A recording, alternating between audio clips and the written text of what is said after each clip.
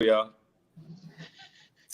Hey everybody, it's your girl Millie Chun, and we're here a little different today. Ebony and we usually bring you reviews. She's a great reviewer, um, but this month, every Monday this month at 6 o'clock Central and 7 o'clock Eastern, we're going to be talking about relationships. Now, this is for entertainment purposes only. We are not professionals. We're just people who are living life and we have questions. And hopefully, we get some answers and we can go from there. So, we have a single female, Ebony, the Fly on Cooks, that's out here dating. And we have a single male, Joseph B. He's out here dating. So, we're just gonna get right into it. Joseph, tell us a little bit about yourself. My name is Joseph. I'm from Jamaica, Queens originally. I currently reside in Regal Park, Queens. I love to travel. I'm an inspector for a utility company. I do a little bit of real estate investing, and I love reading books, writing, and playing on my keyboard. Awesome. That's very interesting. Like you have a vast, you know what I'm saying? It's not a boring resume. It's really good and somebody could fit somewhere in one of those pockets. And Ebony, we talked to you through the TV, your reviews. We don't know that much about you, so just give us a little bit so we could just know Ebony, the I'm single dating Ebony, Ebony. originally from the Bronx, New York, dating in Atlanta. I enjoy cooking and traveling, and I'm in the insurance industry, and I just like to have a good time. Okay. Okay. Well, okay. Let me go to Ebony first, because what I didn't want this to be a conversation with women and one sided. So I wanted Right, to speak with a man who's out there doing the same things that women are doing. right. So, are you currently dating, Ebony? I am. You are. I am. You have a date situation every once in a while. Every once in a while, when I get the courage to get on the app. Okay. So it's an app situation. Whew, apping ain't easy. So what app do you use? Um, Bumble, Okay. which I kind of hear dating coaches say Bumble is not the best app because it says it forces because when on okay, so if anybody doesn't know, so Bumble, the women have to initiate the contact with whoever they're matching with. So Okay. men don't message you first. Women have to message the men. In my scenario, anyway, I would have to message a man if we match to initiate the conversation. Okay. So that's how Bumble works. Okay. Joseph, so what are you currently doing as far as dating goes? I am dating. I've tried the apps. Very interesting, eclectic type of people. I'm not really a big fan of it. I guess because when I grew up, you kind of walked up to a lady and you introduced yourself. You said how you doing, things of that nature, and you either got hey, how you doing, or have a nice day. Okay. It's been an adjustment trying to adapt to the whole app thing, and then kind of going through the series of questions of what do you do, where do you reside, and things of that nature.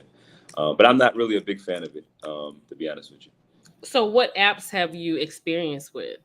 I've tried Tinder, I've tried Hinge, Bumble, like Ebony was saying. Yeah, I think those were the three that I've tried. So what have you been most successful with? I've been pretty successful with all three apps, Okay. meeting Okay. people and stuff. Yeah. So, okay, Ebony, are you dating or you currently have a situation? You know what I'm saying? I'm just dating. Okay. I'm just dating.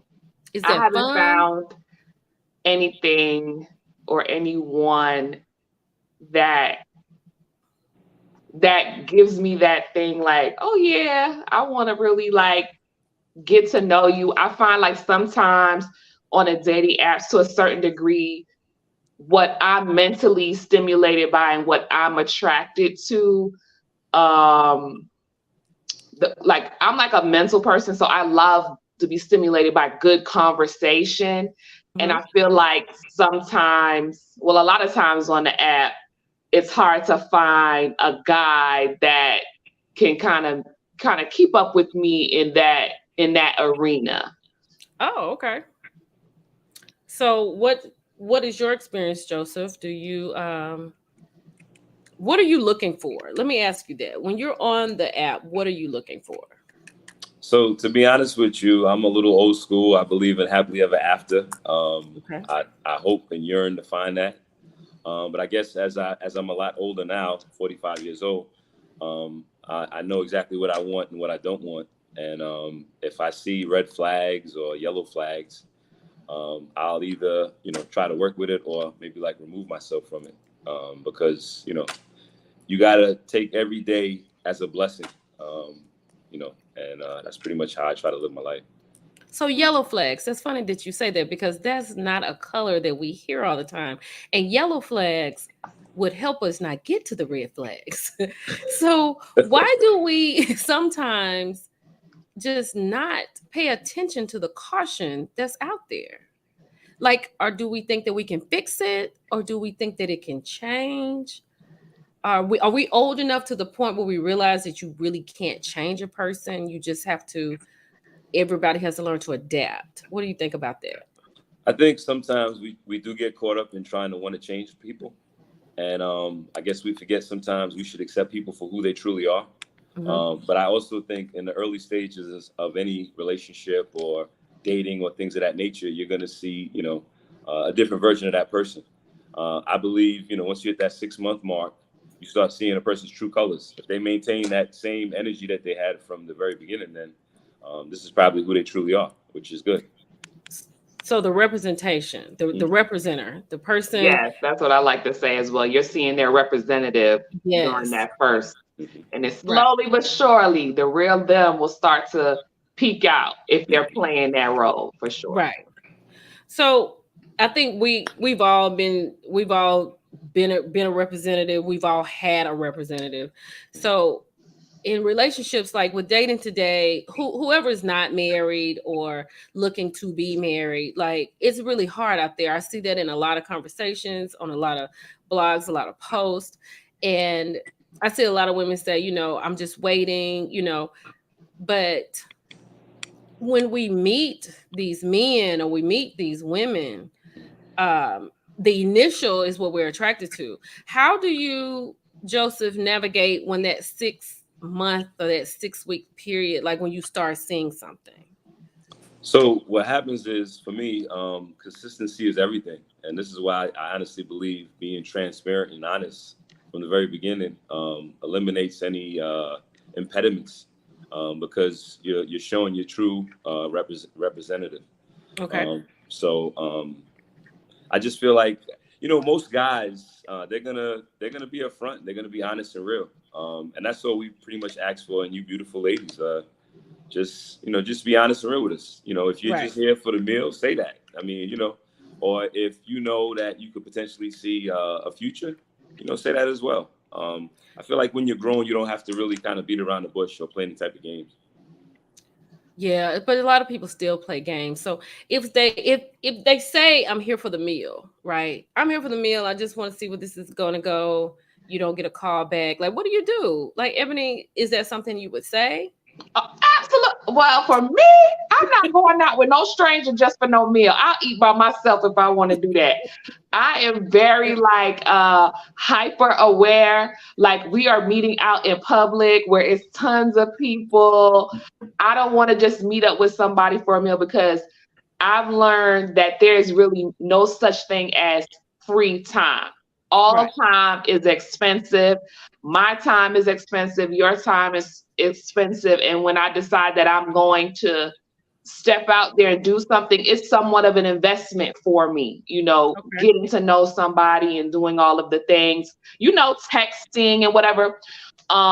Some of the, you spoke about even taking the flags, like yellow flag. I'll tell you like a couple of things that I've run into that made me shy away from some, like two people that I had, I was, kind of connecting with. One person, like we had like a pretty cool, my likes and their likes, really matched. Cause, Okay. Another thing about me, I love football. My Falcons are not having the greatest couple of seasons, but it's my team nonetheless. And I do get out and I go to games. So I like that kind of stuff. So, we talking and conversating, and again, I'm mentally stimulated because that's something that that's a green flag. That's a go for me. But then why is it taking so long for us to actually go out on a date? Like for me, like 2 weeks, and we haven't gone on a date yet, or you haven't asked, you're trying to waste my time, buddy. Okay. Give me your thoughts, Joseph, if men do that. Well, why would that be a thing? So I think men do that. Maybe some might be insecure. But here's the reality. Most men, especially secure, real men, in the first 5 minutes of the conversation, we kind of categorize you guys. You'll either fall into a classification of friend, you fall in the classification of someone that I'm intimate with only. And then the last category is wife. Okay. And the thing is, once we categorize you, it kind of, some of us may have a game plan like, okay, let me just try the intimate route and just, try to get the prize. Some men will say, you know what, let me pour into this person. Let me put 110% into it. And also, sometimes men go off the energy that's, in the atmosphere with the person. Sometimes a person can come off aggressive and it kind of, may turn a guy off. Could you give us just like maybe 2 examples for each of those 3 categories? Like if it's someone that's a friend, like what does a woman do? Like she could be attractive, she could smell great, she could have a great career, she has all the things. What makes her fall into that friend box? Because usually for us, if we're on a date, we like you. You know what I mean? But y'all haven't, like we're sitting there trying to figure out what you're thinking. Okay. So just tell us what you're thinking for the friend zone. I think maybe, so for example, if the woman I'm on a date with, she's talking about a lot of her male friends, that'll just be like a red flag or a yellow flag. It'll be like, So here's the thing. Most guys understand that it's very peculiar for women to have male friends because most males are probably thinking about intimacy. Maybe they may not say that truth, but the reality is if the opportunity presents itself, they're going to take advantage of it. And most men understand that. That's one of the reasons why we're not really big fans of, having that type of friendship. So even if a woman has male friends and they just male friends, that is kind of the intimacy part in your head that could happen is what throws y'all off. Yeah, most men. I mean, you could even put it to the test. If you have a male friend, ask them, can you spend the night? Can we, do this or that? I'm pretty sure probably 90% of them will probably say, oh yeah, let's do that because, Okay. Well, what is an example of I'm just trying to hit it and quit it? Or just hit it? Well, listen, at the end of the day, most guys, they see an attractive woman. That's something that they would definitely want to do as well. Even the guy that wants to marry the person, he definitely wants to be intimate with her eventually. Because as a man, intimacy is very important. I mean, if you guys don't click, if there's no chemistry there, then it'll probably be really difficult to kind of build a foundation with. But some dudes just want to hit it. You know what I mean? It doesn't matter. She says something totally off the wall or anything like that. You just want to get the prize and just go. Like, I think that's a big problem. Like even if you think something is great, they wait 2 weeks, they wait 3 weeks, and then it happens and then dead silence.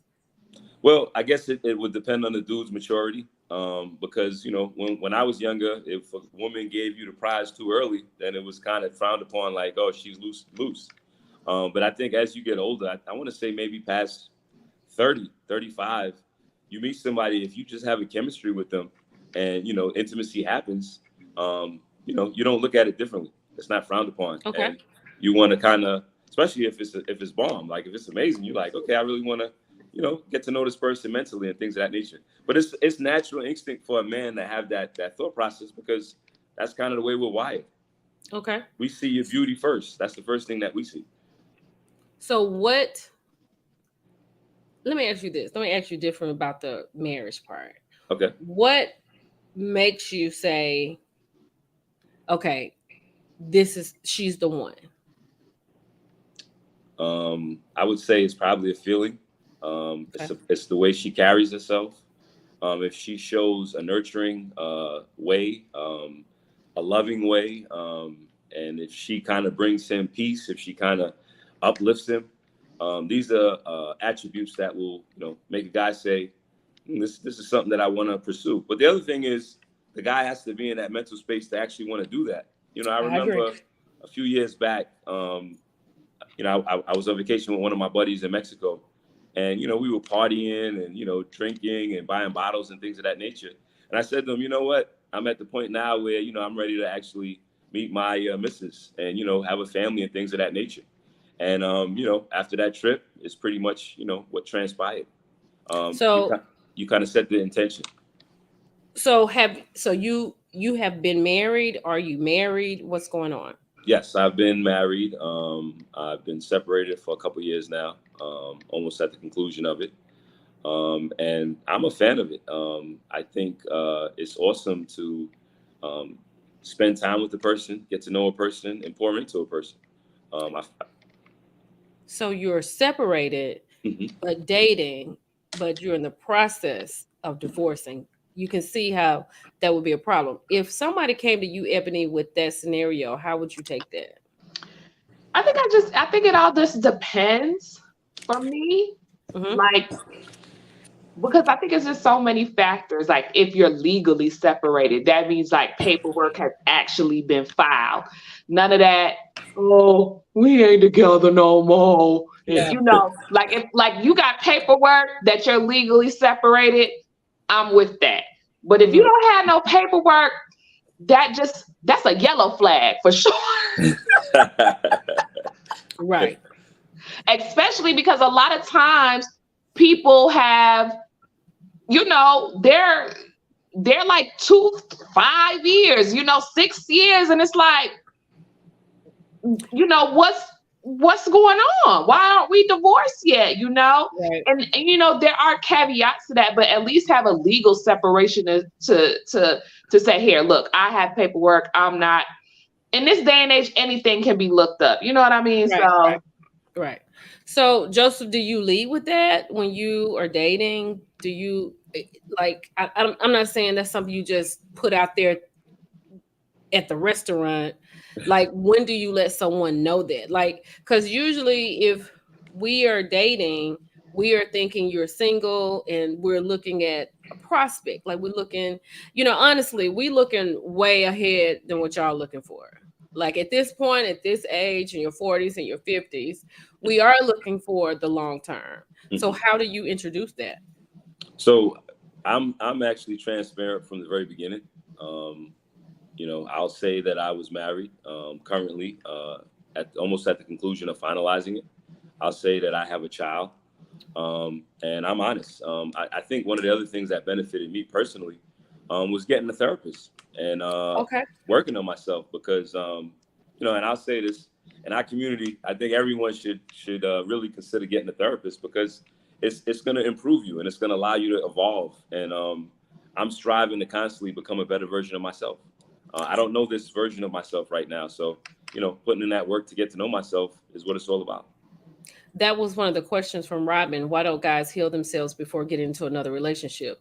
I really feel like a lot of guys just don't believe in therapy. I feel like they think that, how can someone else tell me about me? But I am also a believer in change.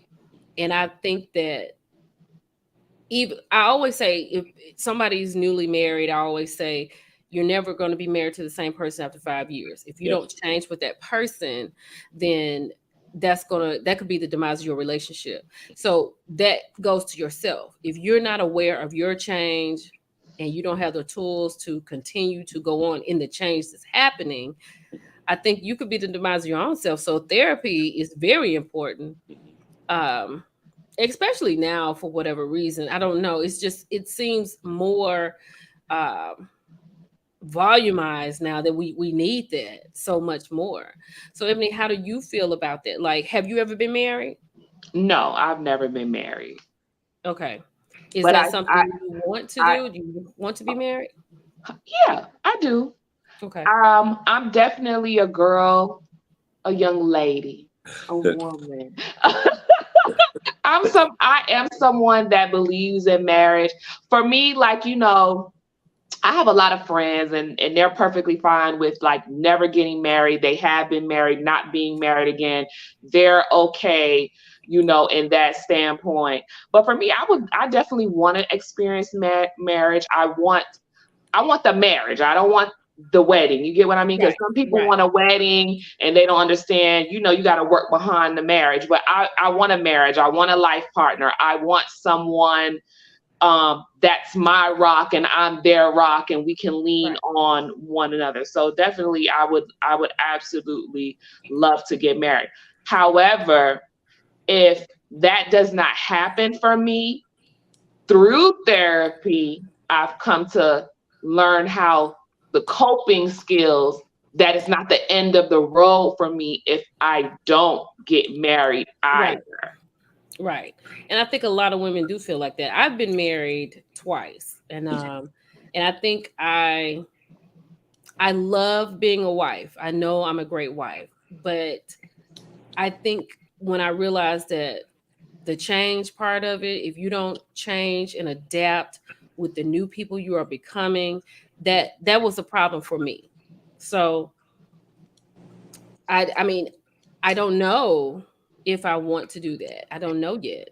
So I mean, I'm okay where I am, and with everything that I have going on now, I'm just really trying to grow and adapt to who I'm becoming. You know what I mean? And that can be kind of hard when you are in a relationship and you need to give what you need to give sometimes. So, what have you all had some new dating experiences here lately? Joseph, have you had anything that was good or bad, or could you tell us about that experience? I would say, every experience has been a good experience. I know I did go out with a woman once, and she asked me why am I wearing a button-up shirt. I should, consider t-shirts, and I just thought it was kind of strange. But, I guess I'm a dude that is comfortable and secure in myself, and I also believe in, dressing age appropriate as well. Um, if I'm playing Yeah. basketball, I'm gonna throw on some Jordans. But if I'm actually going out to dinner, I'm gonna probably put a button-up shirt on and some slacks and some shoes, or maybe some dress jeans or things of that nature. So I thought that was kind of strange.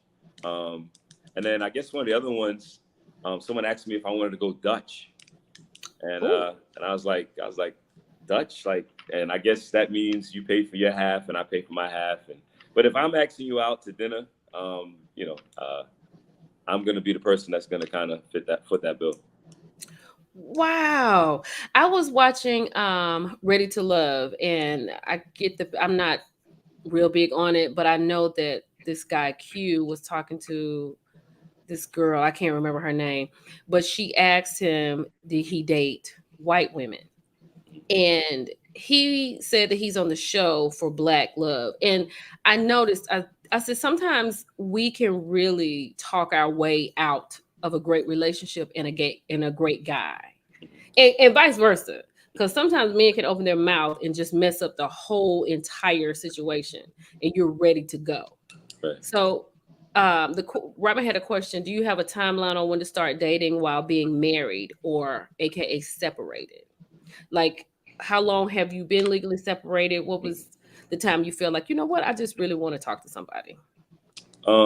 I would say, so I'm sorry. I've been legally separated for almost 2 years. The reality is once you actually separate, you feel a sense of loneliness, and you immediately, especially as a guy, because these are very unique feelings that we're not accustomed to. You right away think, you know what? Let me, get a whole bunch of women and exchange numbers and things of that nature.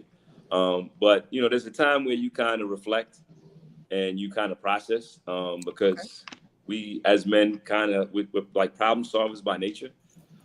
So we kind of think about it. So to answer the question you asked, I would say maybe a year, Okay. of doing some therapy, getting to know yourself, because if you don't know who you are, you really don't know what you want and what you're actually presenting. You'll just kind of go along with the masses. Oh, you like doing this? Okay, I like doing this. You know what I mean? And you're not being your true self. Okay. I have a question. How is Joseph?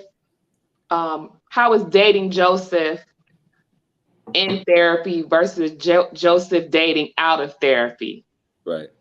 So I would say prior to therapy, I was a know-it-all, and I thought that I was always right. And with therapy, it's all right to have more than one solution to a problem. And it's all right to receive constructive criticism, but it's also important for you to be secure in yourself. Yeah, that's a good question, Ebony. So, Ebony, how do you decide, like, if you're on these apps, because that's what's really big now, like people are not meeting at church anymore, even friends are not hooking people up because they're like, they know their friends, like, I don't want to be responsible for that, so they do go to dating apps. So how are you navigating that? I'm very kind of forward to a certain degree on my dating, like when I on my dating profiles. Like I'm not saying, oh, I want to get married and I want to do this. I don't do any of that. But I very much present myself as like, I know who I am and what it is that I want. I'm not looking for you to take care of me and all of that. I'm looking for someone that's like-minded and compatible. You have some people that try to fit the mold of whatever your profile may be when you interact with them, but through conversations you can kind of tell, like, we're not as compatible as you may. You may aspire to be compatible with me, but really we're not. Like for me personally, my children are teenagers. I'm 4 years short of empty nesting. Okay. Okay. So for me, I'm not going to date anybody, and this is my preference, and I have my right to my preference, people. I'm not dating nobody with no 8 and no 9-year-old kids. That's just not happening for me. Because for me, if I want to get up and go to DC in 2 weeks, I can leave. I have a 23-year-old as well. I can leave my children here, go full la la for the weekend, and come back and the house is well intact. Right. I don't have to organize any babysitters and do all of these things. Versus if I'm dating somebody that's young, you can't roll with me on the fly because you have to organize. You have to get your young baby in place. Yeah. So therefore we're not living that same kind of, we're not living that same kind of, I can get up and go. I'm a little bit more free and flexible than you are because you have responsibilities. Right. And don't get me wrong, I absolutely respect that. You're going to be a responsible parent and take care of your duties. However, we're not compatible in that way because for me, I am a spontaneous person. Right. I can get off of this later on tonight and in a cheap flight, something will come up somewhere and I'm out of here. Yeah. Versus someone else, they may not be able to do that. Right. I tried that when I first moved to Texas, and I was working at what's now Macy's. I was working at the mall and just dating, just having fun, going out every weekend. And this guy asked me out. I did not ask him. We just talked because we worked together. So I was like, yeah, I have no problem with that. So he was like, well, I have a son and I'm going to go home and get him situated and I'll pick you up around 7.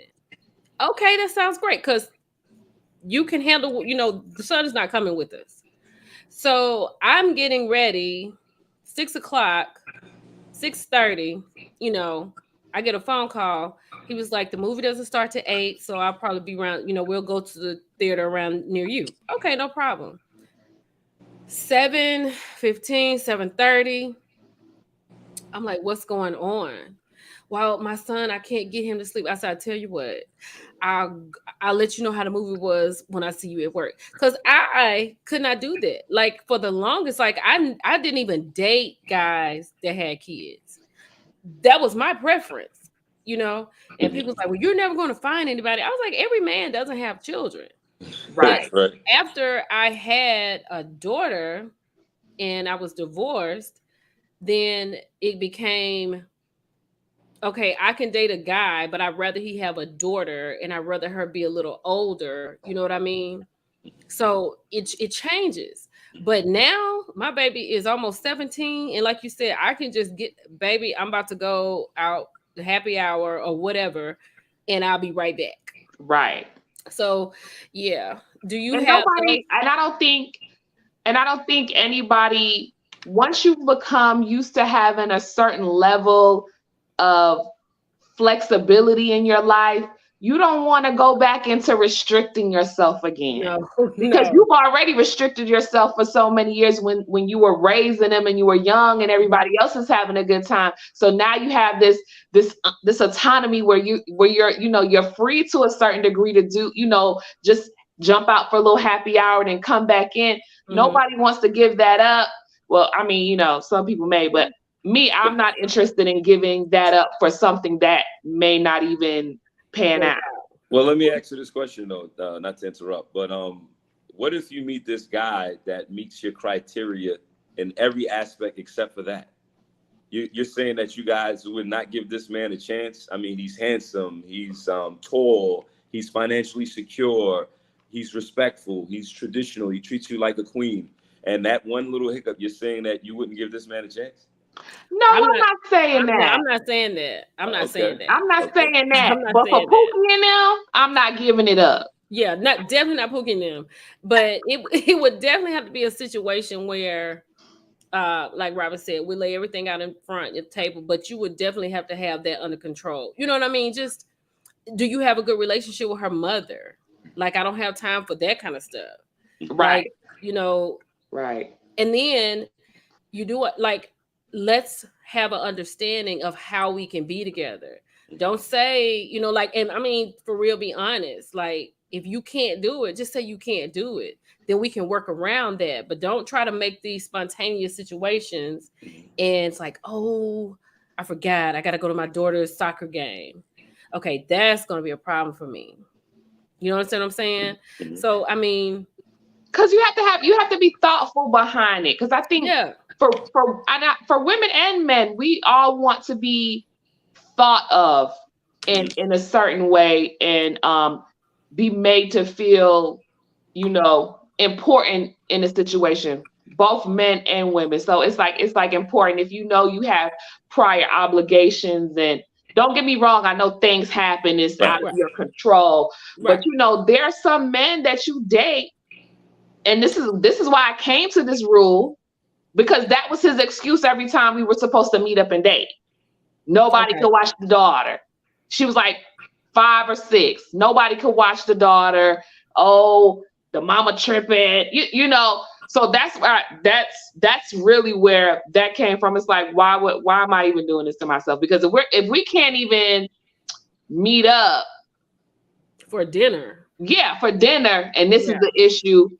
I feel like I'm in my prime. I want to travel and stuff. I'm not canceling no trip to Jamaica because you ain't got no babysitter. I'm going to Jamaica by myself then. Right. So, Joseph, how do you feel about that? Like, if it's because like usually it can be on the mom, right? Mm-hmm. It's usually the mom looking for somebody to keep the kids. Like, I'm really trying, babe. Like, what can? How do you navigate through that? Well, I think if I have chemistry with this person, well, let me go back a little bit. So I really don't believe in dating a whole bunch of different people. Okay. I don't think you're putting 110% into this particular person, and Okay. they're only getting part of you.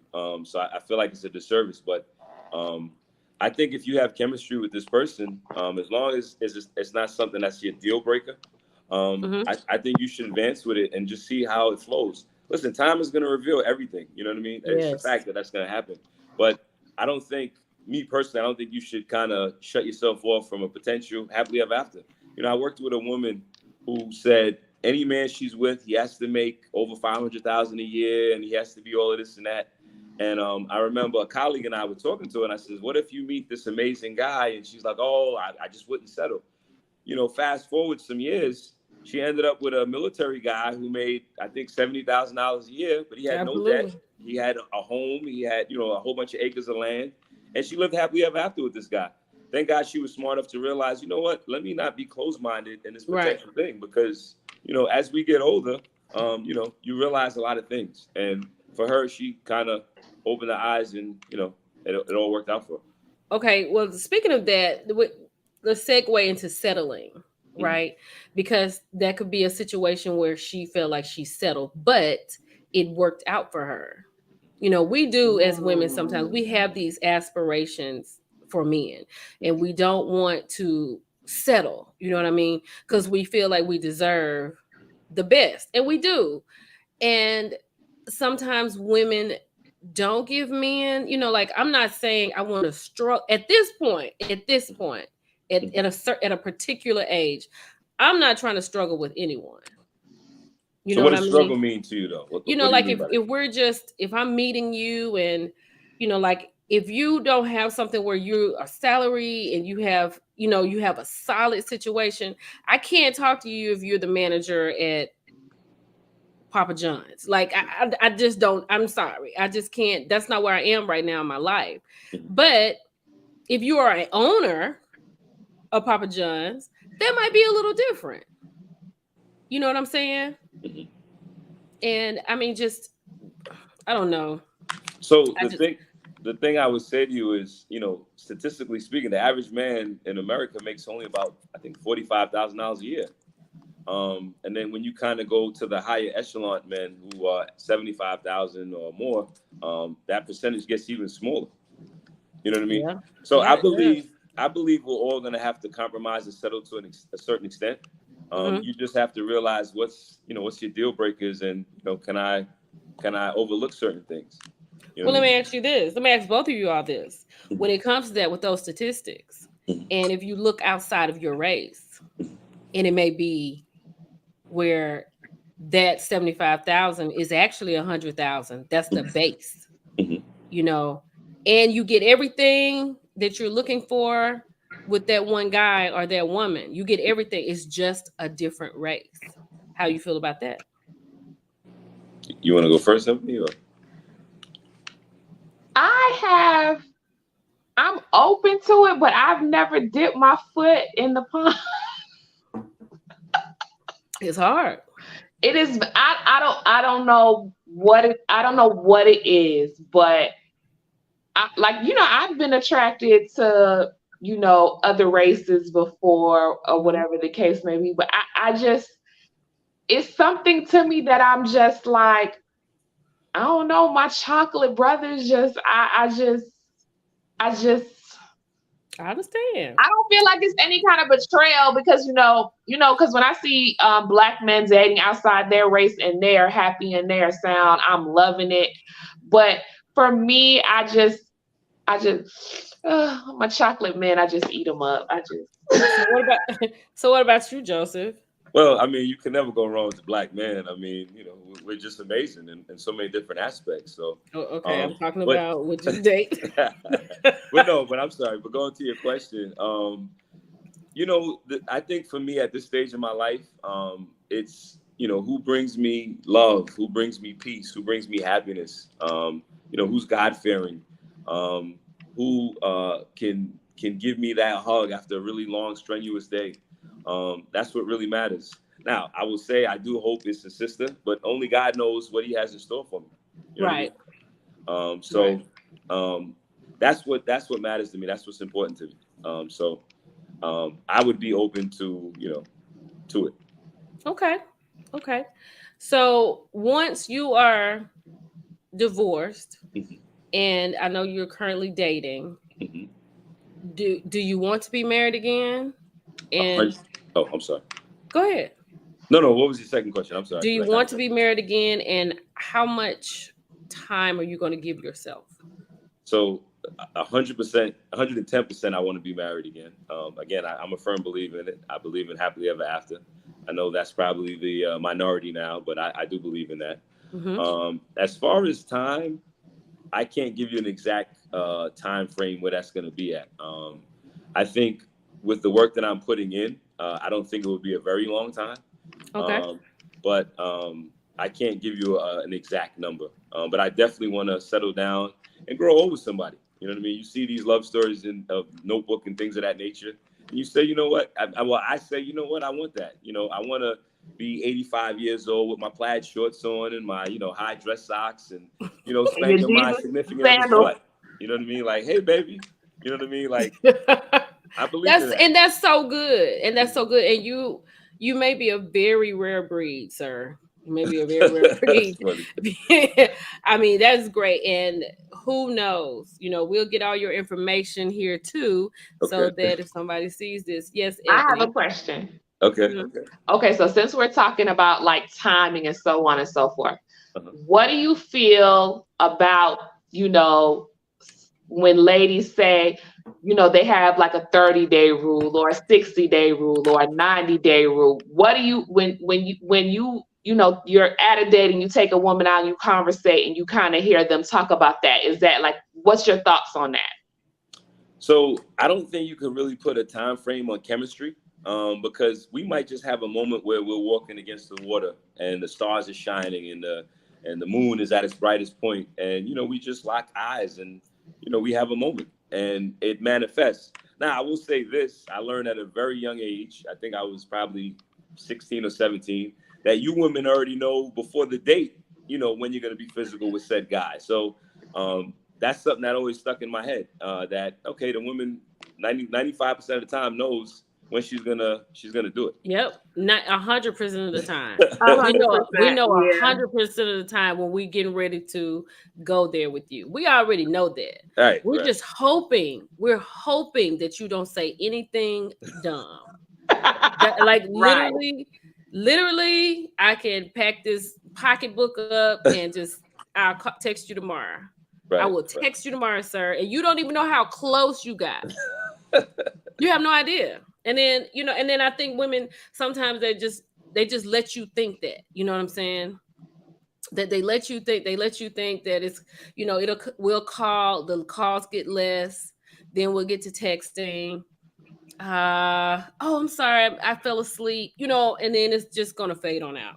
Right. Because They call that, I think, is that called breadcrumbing?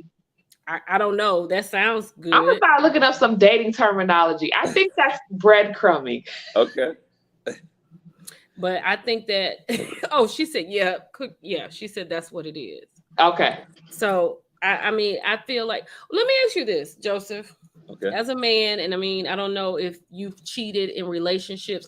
Wait a minute. Why are you getting a divorce if that's not too invasive? I think we kind of grew apart, and Okay. we probably collectively didn't put the work in to make success. I take responsibility of my shortcomings in that, because at the end of the day, from a spiritual standpoint, I'm the leader of the family, and if there's turmoil or dysfunction, it all starts at the top. So I would say, probably immaturity, and not pouring in. It's interesting. I was talking to my brother the other day. He got married last year, and I said, don't forget to stop dating your wife, because it's something important that you have to do. Sometimes man and woman, we kind of let our foot off the gas pedal once we got them. Yep. And you still have to have that mentality of keep pouring into each other.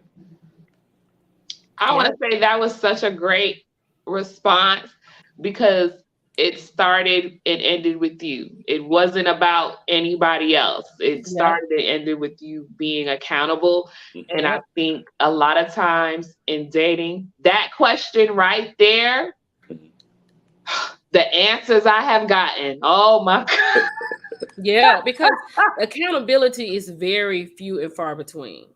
I would have to say you're almost perfect in Okay. your like no, I'm just saying like if it's therapy that's getting you to this point, if you can say this starts with me, I'm the head, I dropped the ball, you know, there's two of us. So there's two people that should be working on this, but my part in the situation was dot dot dot. I think Right. that's great because I don't like, I'm like, I mean, I don't think a lot of men would just own up to that. I think if you say something like, well, this is what's going on, the next thing out of their mouth is, well, you did this. I'm not talking about me. I know what I did. I'm talking about what you did. Take accountability for it and listen to what I'm saying.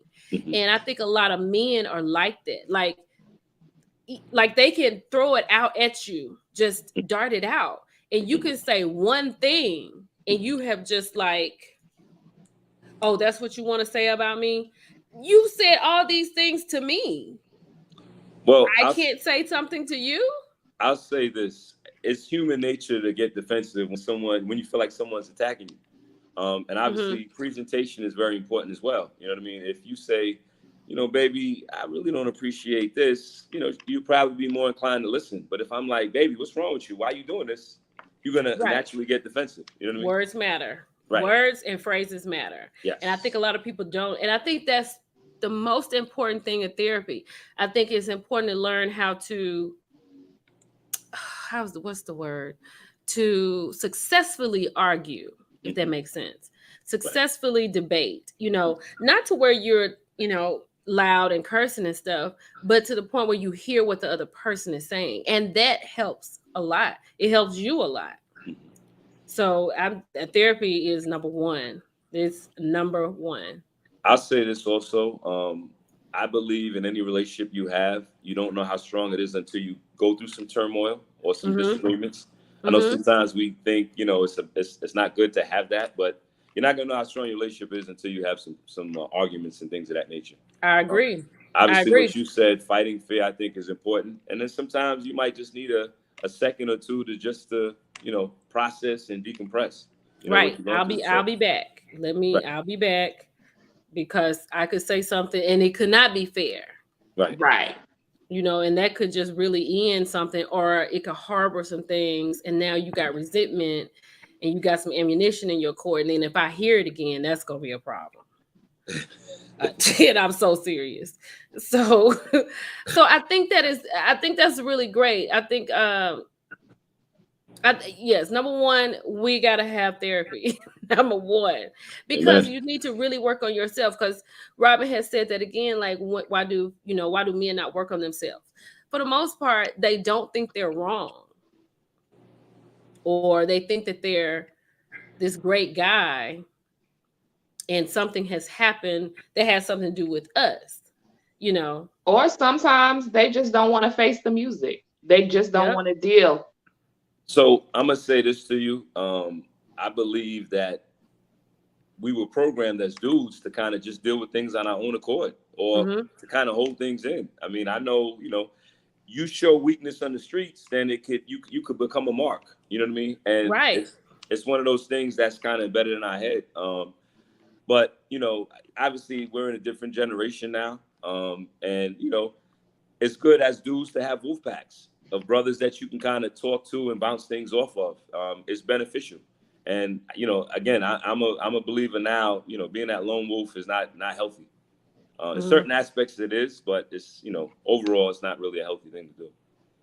I say to some of my friends, soft and pink. Like, I just feel like you can be the strongest woman. You have to be some, you know, like on our jobs and, you know, in life and situations.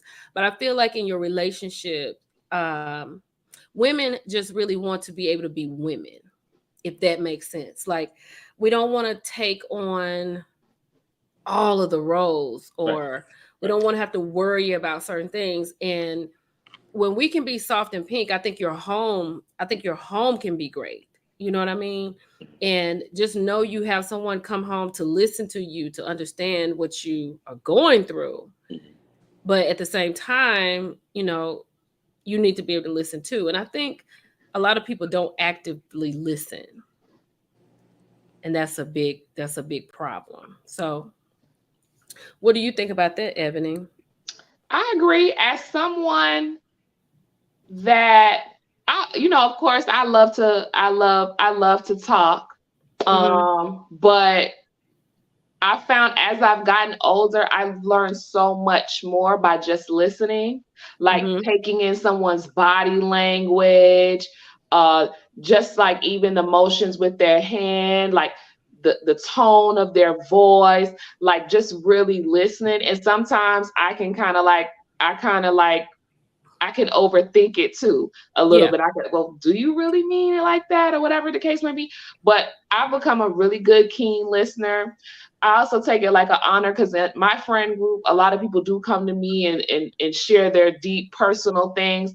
And I think sometimes, you'll see on social media, oh, she coming to me complaining or coming to me like that. For me, I'm the type of friend, I take that as an honor that you feel comfortable enough to share your most vulnerable parts of yourself with me and not feel judged in that way. So, and later on in my life, I've become a really big listener.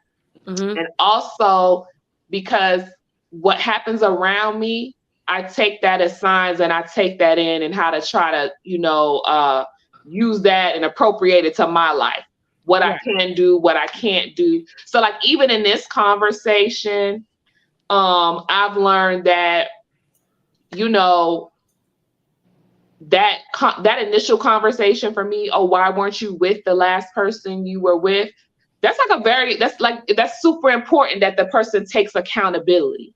Right. That's super important because for me, that means down the line, that could be a potential red flag. If you're blaming the other person why y'all are not together, like you did nothing wrong, she did this, you kind of get caught up in feeling bad for them, like, oh, she really dragged you or whatever. But right. But you were in that relationship where's the accountability on your end? So that leads me to think, well, what other things is he doesn't take, accountability for? So just even in this conversation, just listening to that has opened up my mind to some other things. So what are your love languages, Joseph? So mine's would be words of affirmations and also touch. I'm one of those guys that likes to hold hands and hug and kiss and things of that nature. So those would be my 2 love languages. Okay. Mine are acts of service and gifts. So I'm a person, like if I see a need, I like to fill it. So I like if you see a need, I like for you to fill it. Don't ask, just just take care of it. Like if I see you, like, maybe you have a subscription to something and it didn't get renewed for some reason, I'll go ahead and I'll renew it for you or something like that. Like those are that's my type of acts of service. I think mine is acts of service and touch. Just if you can if you know me, what I'm saying, you can just come in and make it happen. I'm not big on asking for a lot. It's hard for me to do that. So, I mean, I could need anything, but I would literally lay there and figure out how I can do it.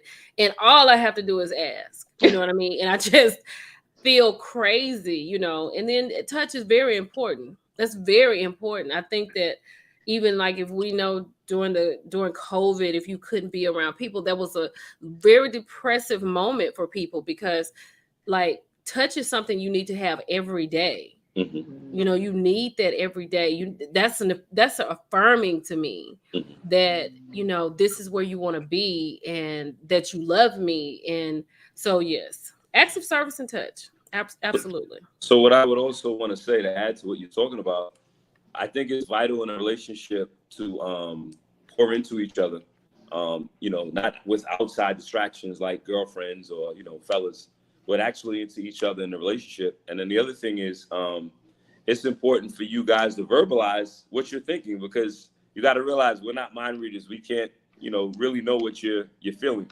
I think in time when you're with someone for long enough, you can kind of say, okay, babe's mad because I forgot to, throw out the garbage or something like that.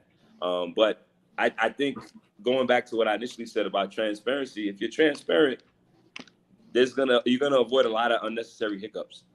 I think you're right, because I think as women, sometimes we do feel like you are mind readers. I really, I would just say for me, I'll just say, I'll just go and take my own accountability. Right, I, right, I right. have been like that, where I'm Right. just like, well, why don't he just know that? You know, he doesn't know, you know, and you have to say, oh, I need you to do this, then, and third. And usually it's like, oh, okay. And I'm like, that's all I have to do. I have no reason to be upset, you know, but you learn that as you go. For me, I think it was the opposite. I would vocalize how I feel, but I think it was the way that I would vocalize it.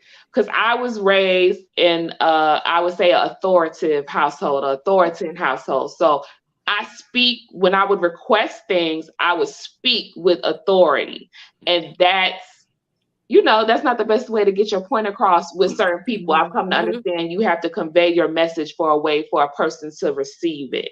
Yeah. So Because a lot of men cannot handle that authoritative female. right. You know what I'm saying? It's kind of hard. And I Right. remember who was that? I was listening to somebody, I was talking to somebody, and she was saying, you know, I just kind of go and I just say like this, like, what do you think? Do you think I should do this, or you think I should do that? And I get that, right?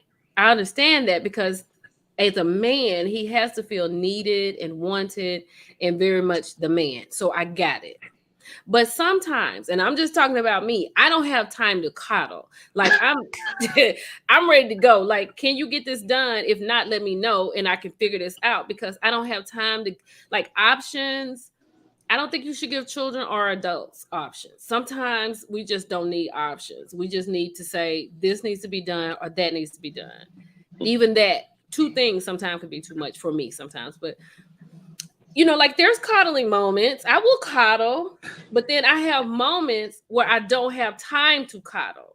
Right. You know what I mean? If it's something that I need done, then I need it done like right now. You know, I literally get uneasy inside. Like it's crazy. So What's the best I'm a way Virgo, so for I a have woman? to have.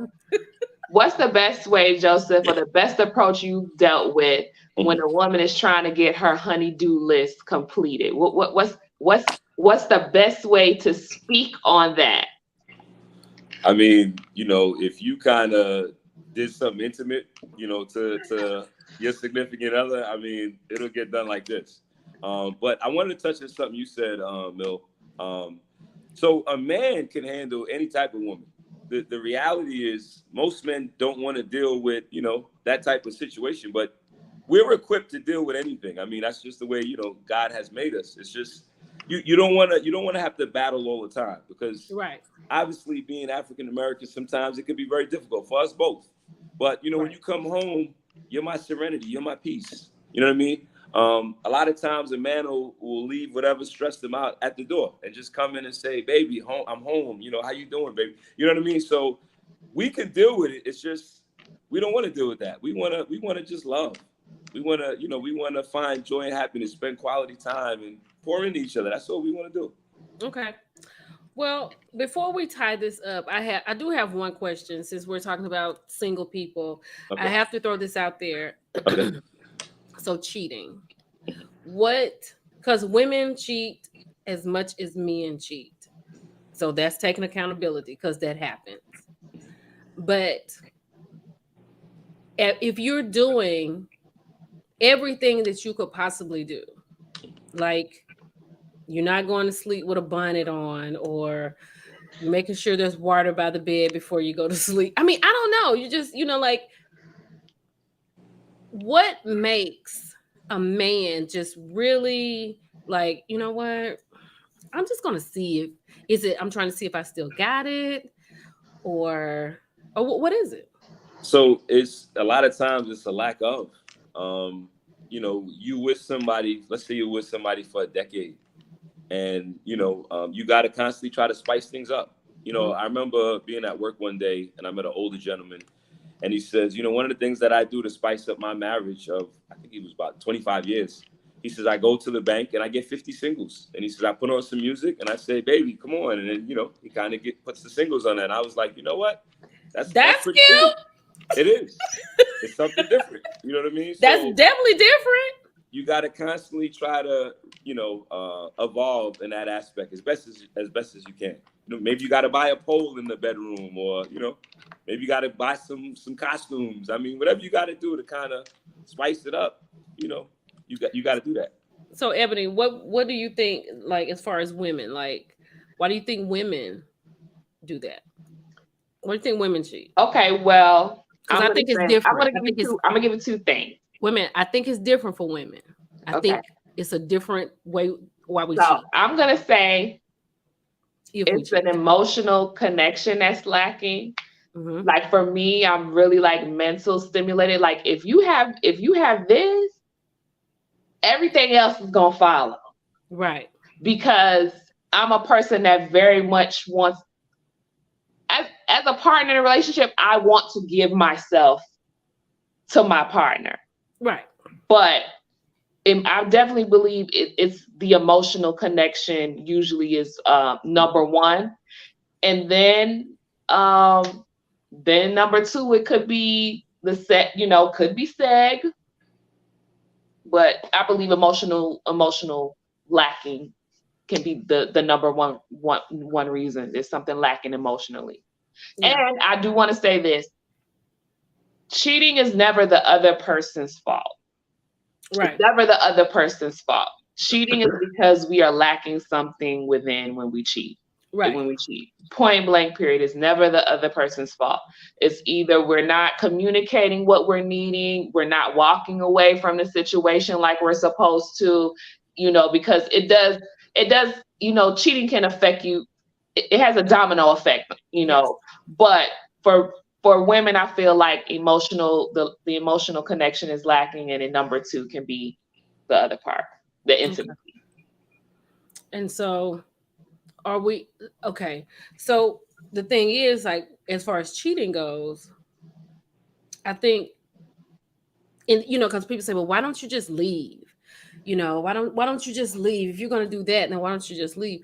What is it that causes a man not to leave, but continues to just see what's going on, see how far he can take it? Can he hide it well? Like, what makes him continue? I think a lot of times a man wants to always feel like he's secure. Okay. And that's really important to him. Stability. Also, we have desire. Like, I mean, you see an attractive woman, you're gonna say, wow, she's an attractive person. That's just the nature the way God made us to be. So it's just a natural thing. But I think speaking about me specifically, if my significant other and I are pouring into each other, from an intimate standpoint, and we're trying to, constantly evolve in our relationship, there's no need to worry about any of that. And I think it's a maturity thing too. So I'll say this. I think it's important for a man to sow his wild oats, to kind of get certain things out of his system, because you don't want to have that curiosity.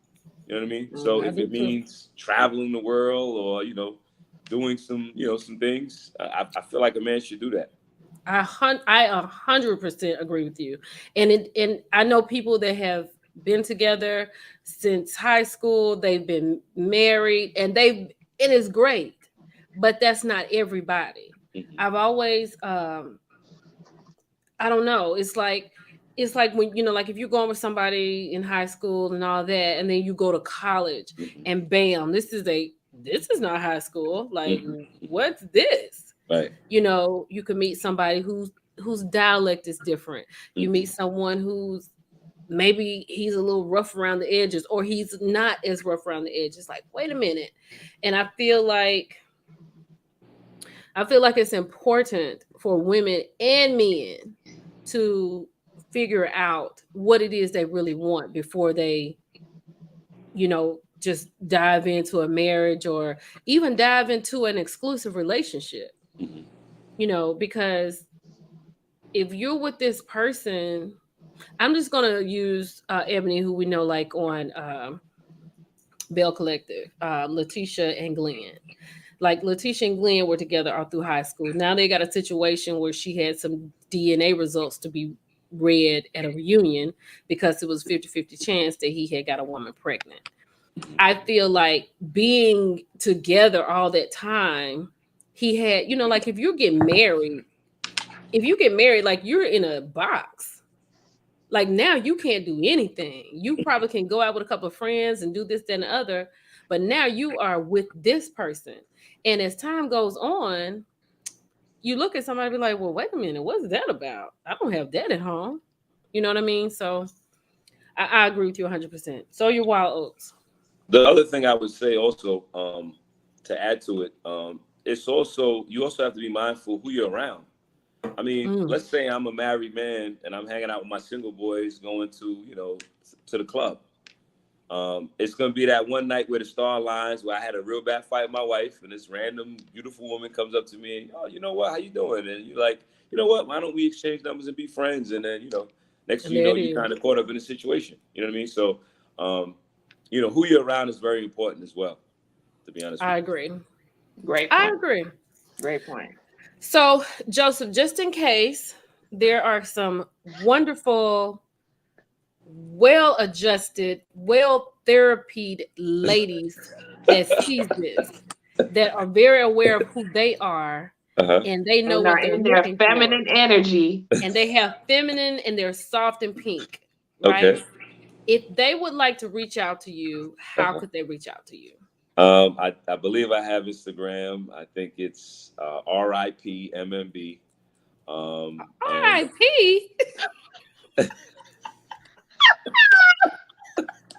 I'm 45. When you come back next week, we need an updated hair.